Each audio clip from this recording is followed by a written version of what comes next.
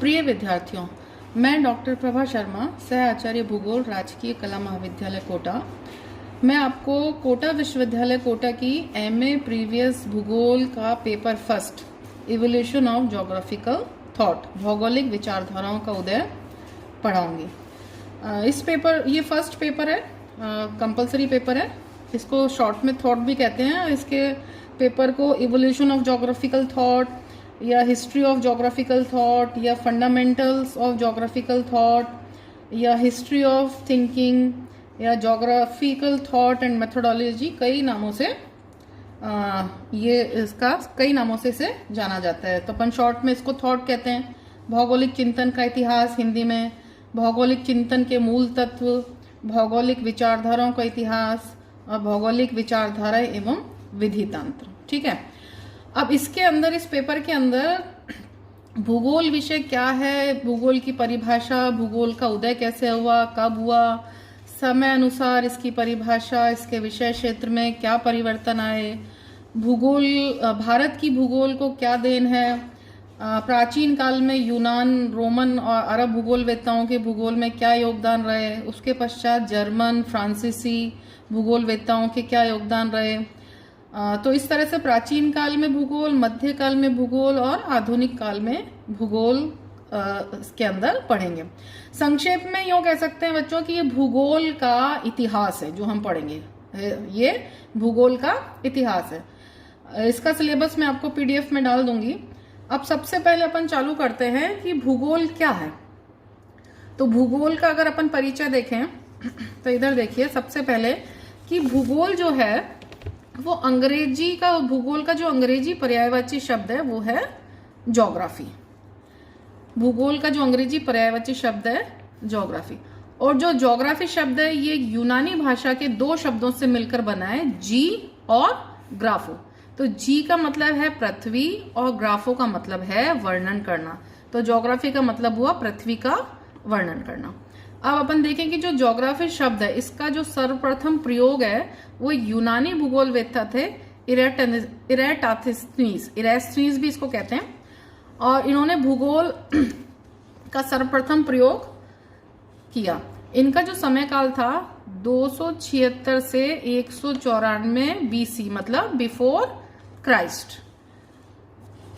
अब अपन देखें कि जो भूगोल की जो वर्तमान परिभाषा है वो लंबे समय के इतिहास की उपज है। मतलब इसकी जो परिभाषा है वो समय अनुसार बदलती रही हैं। या यूं कहें कि इसकी जो परिभाषा है वो प्राचीन काल से लेकर, मतलब 1600 बीसी से लेकर 300 एडी तक यूनानी और रोमन भूगोलवेत्ताओं से लेकर और वर्तमान समय तक अनेक परिवर्तनों के दौर से गुजरी है।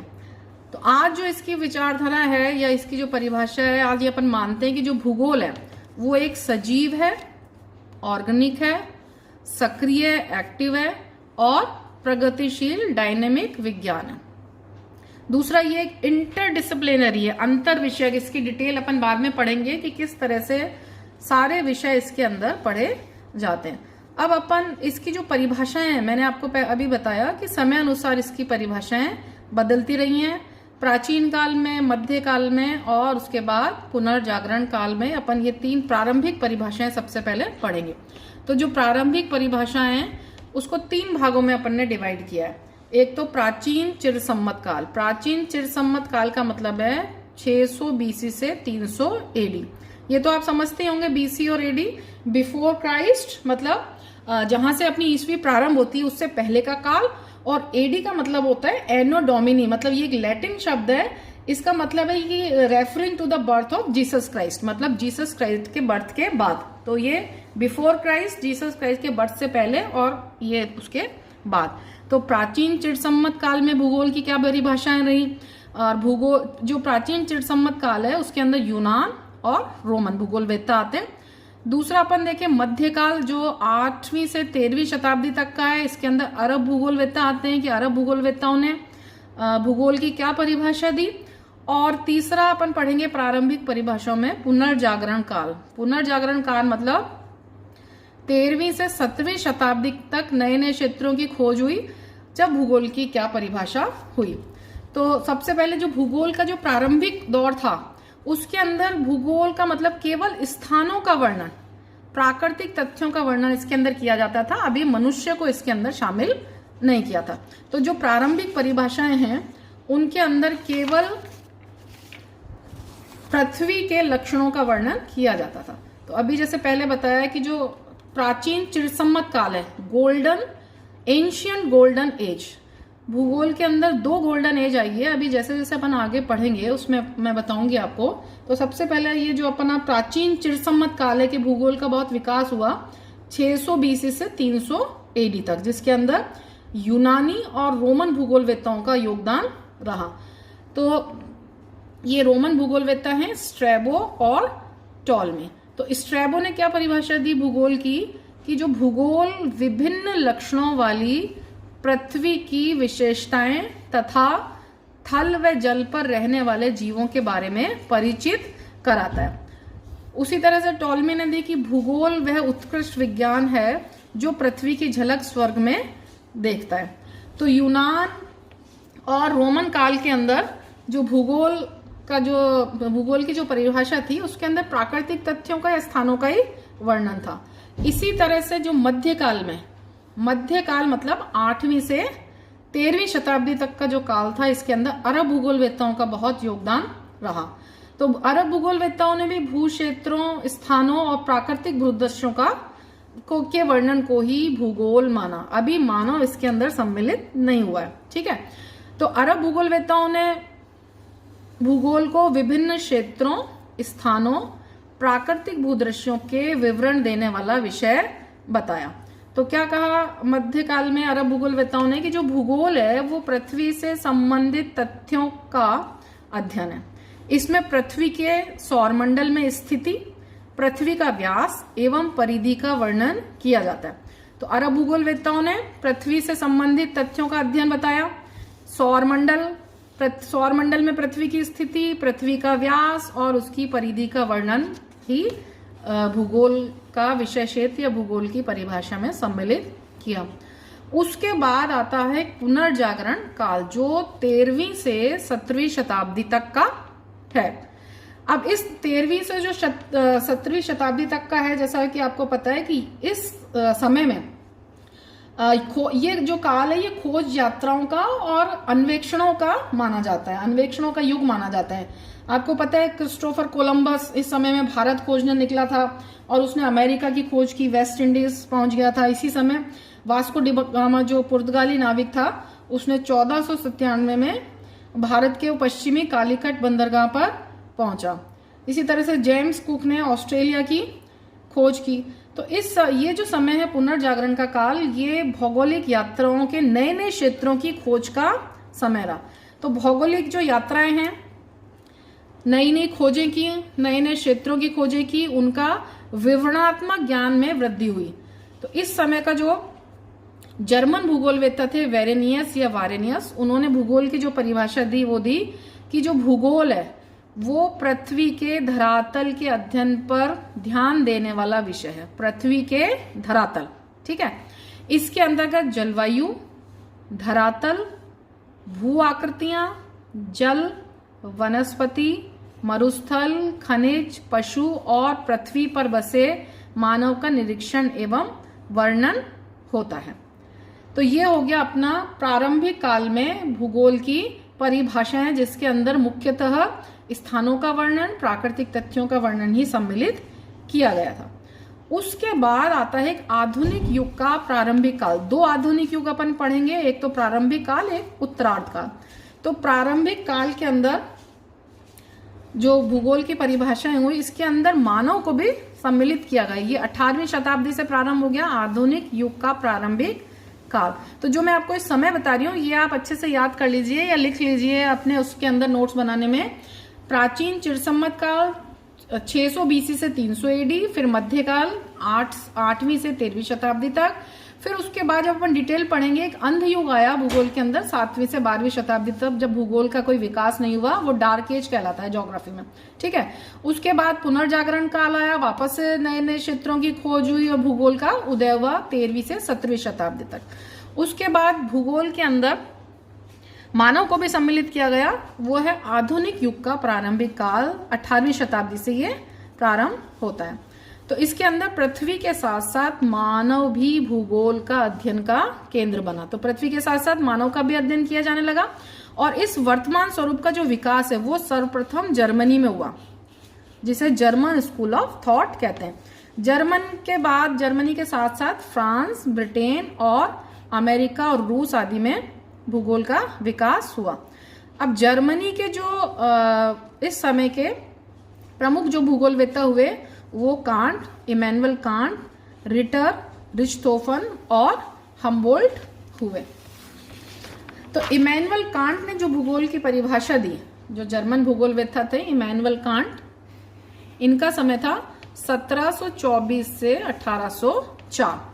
इन्होंने भूगोल के विषय में कहा कि भूगोल वह विज्ञान है जिसमें पृथ्वी का अध्ययन मानव का घर के रूप में किया जाता है। तो अब 18वीं शताब्दी से भूगोल के अंदर कौन सम्मिलित हो गया? मानव। तो पृथ्वी के साथ साथ मानव का अध्ययन भी किया जाने लगा। और इससे पहले मैंने आपको बताया प्रारंभिक परिभाषाओं में केवल पृथ्वी का अध्ययन ही भूगोल का विषय था। ठीक है। इसके बाद दूसरे भूगोलवेत्ता हैं, ये भी जर्मन भूगोलवेत्ता हैं, कार्ल रिटर। इन्होंने क्या भूगोल की परिभाषा दी वो अपन देखते हैं। इन्होंने कहा कि भूगोल का उद्देश्य पृथ्वी के तल का अध्ययन है जो मानव का निवास ग्रह। ठीक है। वापस पृथ्वी के साथ साथ क्या शामिल हो गया? मानव के निवास ग्रह के रूप में इन्होंने पृथ्वी का अध्ययन बताया।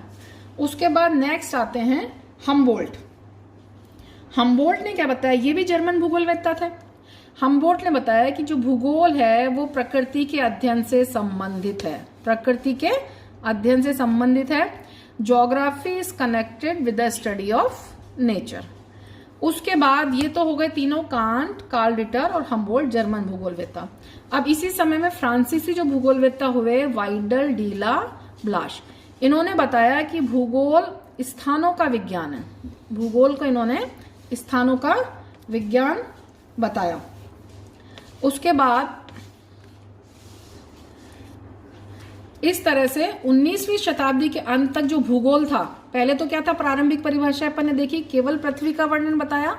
और 19वीं शताब्दी के अंत तक जो भूगोल है उसमें पृथ्वी तथा उसके विभिन्न स्थानों की घटनाओं और विशेषताओं का अध्ययन भी इसके अंदर होने लगा। मानव के साथ साथ विभिन्न भागों की घटनाओं और उनकी विशेषताओं का अध्ययन भी भूगोल के अंदर किया जाने लगा। उसके बाद आता है 20वीं शताब्दी के प्रारंभ में। 20वीं शताब्दी के प्रारंभ में जो भूगोल के दृष्टिकोण में परिवर्तन आया, भूगोल के दृष्टिकोण में क्या परिवर्तन आया कि एक तो इसमें भूगोल में बताया कि जो भूगोल है वो क्षेत्रों की विभिन्नता इसके अंदर पढ़ी जाती है। क्षेत्रों की विभिन्नता का मतलब है कि एक क्षेत्र दूसरे से क्यों भिन्न है। जैसे अगर अपन पढ़ें कि भाई उत्तरी भारत में जलोढ़ मिट्टी पाई जाती है जबकि दक्षिण प्रायद्वीपीय भारत में काली मिट्टी पाई जाती है, तो क्यों पाई जाती है? कि जो एक क्षेत्र है वो दूसरे क्षेत्र से भिन्नता क्यों रखता है। ठीक है। इसके बाद दूसरा है अंतर संबंध, कि भौगोलिक तत्वों में अंतर संबंध एक पाया जाता है। और दूसरा है अंतर निर्भरता, सब एक दूसरे से संबंधित हैं और सब एक दूसरे के ऊपर निर्भर है। जैसे पहले भी मैंने आपको समझाया कि किसी क्षेत्र की जो भू आकृति है उसके ऊपर वहां की जलवायु निर्भर है, या यूं कहें कि जलवायु भू आकृति पर निर्भर है, या जलवायु और भू आकृति पर वहां का अपवाह तंत्र निर्भर है, वहां की मिट्टी निर्भर है, वहां की वनस्पति में निर्भर है। तो जितने भी भौगोलिक तत्व हैं वो एक दूसरे से अंतर संबंध है और एक दूसरे के ऊपर निर्भर है। फिर उसके बाद 20वीं शताब्दी में चौथा जो आयाम चालू हुआ वो है मानव के भौतिक व सांस्कृतिक तथ्यों का अध्ययन। जो महत्वपूर्ण विषय शामिल हुआ मानव कि जो मानव के भौतिक और सांस्कृतिक तथ्य हैं उनका अध्ययन इसके अंदर चालू हो गया। कि मानव जो जो काम करता है, जैसे मानव कृषि करता है, मानव उद्योग धंधे करता है, व्यापार करता है, तो मानव के भौतिक और सांस्कृतिक तथ्यों का अध्ययन भी भूगोल के अंदर किया जाने लगा। इसके पश्चात जो 20वीं शताब्दी का भूगोल है उसके अगर अपन भूगोलवेत्ताओं की परिभाषाएं अब देखते हैं, ये कहलाता है आधुनिक युग का उत्तरार्ध काल, मतलब 20वीं शताब्दी का पोस्ट मॉडर्न पीरियड। 20वीं शताब्दी का। तो 20वीं शताब्दी में अपन देखें क्या होने लगा, भूगोल की परिभाषा में परिवर्तन कि यहाँ पे ये क्षेत्रों की विभिन्नता का अध्ययन है भूगोल, उनके अंतर संबंध और अंतर निर्भरता का अध्ययन करता है और मानव के भौतिक व सांस्कृतिक तथ्यों का अध्ययन करता है। तो इस तरह से अपन देखें कि भूगोल की परिभाषा में कैसे परिवर्तन आया कि प्रारंभ में यूनानी और रोमन भूगोलवेताओं ने केवल पृथ्वी का अध्ययन ही भूगोल का विषय माना। उसके बाद स्थानों का अध्ययन आया, फिर उसके बाद नए नए क्षेत्रों की खोज हुई और उसके बाद मानव उसके अंदर सम्मिलित हुआ। और मानव के सम्मिलित होने के बाद जो दृष्टिकोण में परिवर्तन आया वो आया क्षेत्रों की विभिन्नता का अध्ययन करता है भूगोल, उनके अंतर संबंध और अंतर निर्भरता का अध्ययन करता है और मानव के भौतिक व सांस्कृतिक तथ्यों का अध्ययन करता है। अब अपन कुछ परिभाषाएं देखते हैं कि जो आधुनिक युग के उत्तरार्ध काल मतलब 20वीं शताब्दी में भूगोलवेताओं ने दी। तो सबसे पहले हैटनर, जो जर्मन भूगोलवेत्ता ही थे हैटनर भी, इन्होंने 1905 में बताया कि भूगोल क्षेत्रीय विज्ञान है, मतलब क्षेत्रों का अध्ययन करता है कि एक क्षेत्र दूसरे क्षेत्र से क्यों भिन्न है, उनमें क्या समानता पाई जाती है। जैसे एक क्षेत्र के भूआकृति का अध्ययन किया, वहां की जलवायु का अध्ययन किया, वहां की मिट्टी का अध्ययन किया, वहां की वनस्पति का अध्ययन किया, कृषि का, है ना, उद्योग धंधों का, मानव जनसंख्या का। इस तरह से एक क्षेत्र का अध्ययन किया और दूसरे क्षेत्रों से वो क्यों भिन्न है। तो भूगोल क्षेत्रीय विज्ञान है तथा पृथ्वी तल की विभिन्नताओं का परिचय कराता है, क्योंकि अपन देखें कि कोई भी क्षेत्र एक जैसा नहीं है, सब अलग है। अगर छोटे से लेवल पे अपन देखें कि राजस्थान में अब भी अपन देखें कि कितनी स्थलाकृतियां पाई जाती हैं कि पश्चिम में थार का मरुस्थल है, फिर मध्य में अरावली पर्वतमाला है, फिर पूर्व में पूर्वी मैदान है और दक्षिण पूर्व के अंदर हाड़ौती का पठार है। इसी तरह से जलवायु की विभिन्नता है, इसी तरह से मिट्टी में विभिन्नता है, वनस्पति में विभिन्नता है। तो वो विभिन्नताएं क्यों पाई जाती हैं, इन सब का अध्ययन भूगोल के अंदर किया जाता है। तो ये हैटनर की क्या परिभाषा हुई कि भूगोल क्षेत्रीय विज्ञान है तथा पृथ्वी तल की विभिन्नताओं का परिचय कराता है। तो ये तो हुई हैटनर की परिभाषा। उसके बाद दूसरे ब्रिटिश भूगोलवेत्ता हुए वुलड्रिज एंड ईस्ट। दो भूगोलवेत्ता हैं, एक तो वुलड्रिज तथा ईस्ट, ये ब्रिटिश भूगोलवेत्ता हैं दोनों। इन्होंने 1951 में भूगोल की परिभाषा दी कि भूगोल में भूक्षेत्र तथा मानव का अध्ययन किया जाता है। तो भूक्षेत्र और मानव दोनों का अध्ययन इन्होंने बताया। इसके बाद 1959 में अमेरिकी भूगोलवेत्ता हुए रिचर्ड हॉटसन। इन्होंने बताया कि भूगोल वह विषय है जो पृथ्वी को मानव का घर मानते हुए उस पर एक स्थान से दूसरे स्थान पर पाई जाने वाली विभिन्नताओं की विशेषताओं की व्याख्या एवं वर्णन करता है। इन्होंने भी वही कहा, लेकिन थोड़ा सा इन्होंने इसको ये पृथ्वी, एक तो कहा पृथ्वी का मानव ग्रह, तो एक तो पृथ्वी तो है ही जिसका अपन अध्ययन करते हैं, किसके रूप में, मानव के ग्रह के रूप में। अब उसमें क्या है, जो एक स्थान से दूसरे स्थान पर विभिन्नताएं जो पाई जाती हैं, उन विभिन्नताओं की क्या विशेषताएं, उनकी व्याख्या करी और उनका वर्णन किया। तो अपन शॉर्ट में ही कह सकते हैं कि मानव भूगोल की परिभाषा जो रिचर्ड हॉटसन ने दी, उन्होंने पृथ्वी और मानव और पृथ्वी के अंदर जो विभिन्नताएं पाई जाती हैं उनकी विशेषताओं का व्याख्या और वर्णन बताया। इसके बाद अमेरिकी भूगोलवेत्ता हुए कार्ल सावर। अमेरिकी भूगोलवेत्ता हुए कार्ल सावर। इन्होंने बताया कि भूगोल क्षेत्रों का अध्ययन है। इन्होंने भी क्षेत्रों का अध्ययन बताया। वापस अमेरिकी भूगोलवेत्ता हुए एंकरमैन। इन्होंने भी 1958 में बताया कि भूगोल स्थान विशेष का अध्ययन है, किसी स्थान विशेष का अध्ययन इसके अंदर करते हैं। तो भूगोल वह विज्ञान है जो पृथ्वी तल पर समस्त मानव जाति और उसके प्राकृतिक वातावरण की पारस्परिक क्रियाशील विस्तृत प्रणाली का अध्ययन है। फिर उसके बाद 1965 में अमेरिकी भूगोलवेत्ता हुए ब्रोएक। इन्होंने पृथ्वी को भूगोल की परिभाषा में पृथ्वी तल के क्षेत्र की विभिन्नता का अध्ययन किया और पृथ्वी तल का मानवीय संसार के रूप में अध्ययन किया। तो और दूसरे 1970 में अमेरिकी भूगोलवेत्ता टॉफी, उन्होंने भी बताया कि भूगोल पृथ्वी तल पर स्थानिक संगठन स्पेशल ऑर्गेनाइजेशन, इन्होंने स्थानों की जगह एक स्थानिक संगठन शब्द का प्रयोग किया।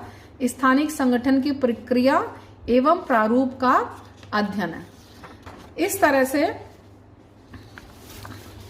1990 में पीटर हेगेट, इन्होंने ये बताया कि जो भूगोल है वो पृथ्वी का दर्पण है। Geography is a mirror of earth. तो जैसे इतिहास का दर्पण का प्रयोग पीछे देखने के लिए करते हैं कि कौन कौन सी घटनाएं हुई, और जो भौतिकविद हैं वो आगे देखने के लिए करता है, लेकिन भूगोलवेत्ता है वो इस दर्पण का प्रयोग है वो विभिन्न क्षेत्रों के आयामों को देखने के लिए करता है। तो पीटर हेगेट ने 1990 में बताया कि भूगोल पृथ्वी का दर्पण है।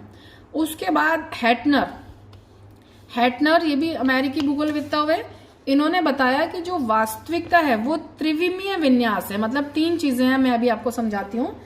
जैसे पूर्ण रूपेण समझने के लिए हमें 3 दृष्टि बिंदुओं से निरीक्षण करना चाहिए। एक बिंदु तो होता है टाइम का, समय का, दूसरा होता है वस्तुओं का, एक है पहला देख लिया अपन वस्तुओं का, दूसरा है समय या काल का, और तीसरा है क्षेत्र का। तो अगर इस तरह से अपन देखें कि जो पहला है जिसके अंदर अपन वस्तुओं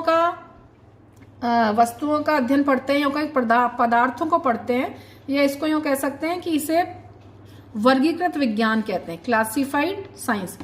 तो जो पदार्थ विज्ञान है या तत्व विज्ञान है जिसमें तत्वों का अध्ययन करते हैं, तो इसमें अपन देखते हैं कि कोई भी चीज क्यों हुई, कैसे, क्यों, क्या और कैसे, इन 3 चीजों का अध्ययन इसके अंदर करते हैं। और जो दूसरा है जिसके अंदर अपन समय का अध्ययन करते हैं उसे ऐतिहासिक विज्ञान कहते हैं, हिस्टोरिकल साइंस। इसके अंदर इतिहास का अध्ययन अपन करते हैं कालिक विज्ञान के रूप में, कि कोई भी जो घटना हुई वो कब हुई। इसके अंदर अपन देखते हैं समय विज्ञान, समय को, काल को, ठीक है। और जो तीसरा है वो है क्षेत्रीय विज्ञान, जिसके अंदर भूगोल सम्मिलित है, जिसमें अपन जिसको कहते हैं स्पेशल साइंस, मतलब कहाँ हुई, कोई भी घटना कहाँ हुई। तो किसी भी चीज की वास्तविकता को देखने के लिए हमें त्रिविमीय, 3 डायमेंशनल एक इस तरह से डायग्राम से समझाया गया है कि इसके अंदर एक तो अपन क्या देखते हैं, तत्व। ये आप देखिए जो मैंने बनाया, एक तो अपन देखते हैं तत्व को, मैटर को, तत्व विज्ञान जिसके अंदर कहते हैं। दूसरा अपन उन्हीं तत्वों को देखते हैं काल के संबंध में, स्थान के संबंध, काल के संबंध में, मतलब कालिक विज्ञान, जिसमें अपन इतिहास के अंदर ये पढ़ते हैं कि कोई भी तत्व या घटना है वो समय के कब घटित हुई, कौन से समय में घटित हुई। और जो तीसरा है वो है स्थान मतलब स्पेशल साइंसेस, जिनका क्षेत्रीय स्थानिक विज्ञान से संबंध है। अब जो ये स्थानीय या क्षेत्रीय विज्ञान है इसका संबंध भूगोल से। तो जो स्थानिक विज्ञान है, जो स्पेशल साइंसेस हैं, जो स्थानों के बारे में अध्ययन करती हैं, वो 3 है। एक है खगोल विज्ञान, दूसरा है भूगोल, और तीसरा है भूगर्भ शास्त्र, ठीक है, या भूविज्ञान। तो जो खगोल विज्ञान है वो पृथ्वी के आकाशीय पिंडों का अध्ययन करते हैं, जिसको अपन एस्ट्रोनॉमी कहते हैं। और जो भूगोल है, ज्योग्राफी, वो पृथ्वी तल पर तथ्यों, घटनाओं के वितरण का अध्ययन करते हैं। और जो तीसरा है भूगर्भ शास्त्र, या जिसे भूविज्ञान कहते हैं, जियोलॉजी इंग्लिश में, वो भूगर्भ का अध्ययन करता है। तो अपन इस तरह से देखेंगे जो भूगोल है वो एक भू विस्तारीय विज्ञान है, मतलब कोरोलॉजिकल साइंस, जो अपन ये देखते हैं कि कहाँ की खोज इसके अंदर की जाती है, भूगोल के अंदर कहाँ की खोज की जाती है। तो इस तरह से अपन भूगोल को कह सकते हैं कि भूगोल एक क्रमबद्ध क्षेत्रीय विज्ञान है जो पृथ्वी के तल पर वस्तुओं तथा घटनाओं का वितरण प्रतिरूप का अध्ययन करता है। दूसरे शब्दों में कि यह मूलतः तथ्यों के क्षेत्रीय वितरण तथा स्थानिक विभिन्नताओं के अध्ययन से संबंधित विज्ञान है। तो ये भूगोल की परिभाषा हुई जो समय के अनुसार बदलती गई। ठीक है, नेक्स्ट क्लास में अपन नेक्स्ट टॉपिक पढ़ेंगे।